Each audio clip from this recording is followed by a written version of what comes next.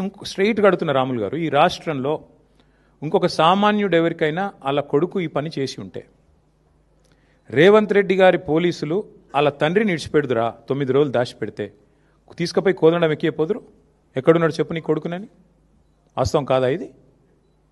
మరి సామాన్యుడికి ఒక నీతి రేవంత్ రెడ్డి గారి ప్రభుత్వంలో కేంద్ర మంత్రి గారికి ఒక నీతి ఎట్లుంటుంది? నీకేం ఆబ్లిగేషను? ఆయన బీజేపీ అయినా నువ్వు కాంగ్రెస్ అయినా పేరుకి ఇద్దరు శత్రువులు.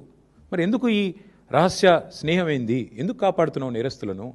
నేరస్తులు ఎవరైనా ఓకే కదా, ఒకటే కదా, ఎందుకు కాపాడినారు మరి 9 రోజుల పాటు?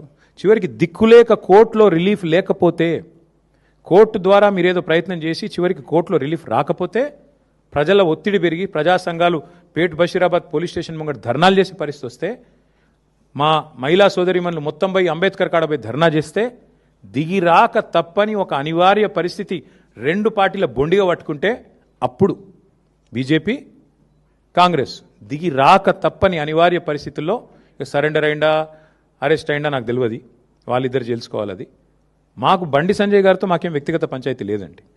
నాకు ఆయనతో ఎప్పుడూ లేదు. కలిస్తే ఎప్పుడైనా ఎదురుగా మాట్లాడిన తప్ప నేను ఎప్పుడూ అగౌరవంతో వ్యవహారం చేయలేదు. ఆయనే పనికిమాలిన మాటలు మాట్లాడిండు. ఆయననే మా తల్లిదండ్రులను ఉద్దేశించి అగౌరవంగా మాట్లాడిండు. నేను అయినా కూడా మాట తూలలేదు, ఈరోజు కూడా తూలట్లేదు. నేరస్తుడు ఎవరైనా నేరస్తుడు అనేది మా సిద్ధాంతం, అంతకంటే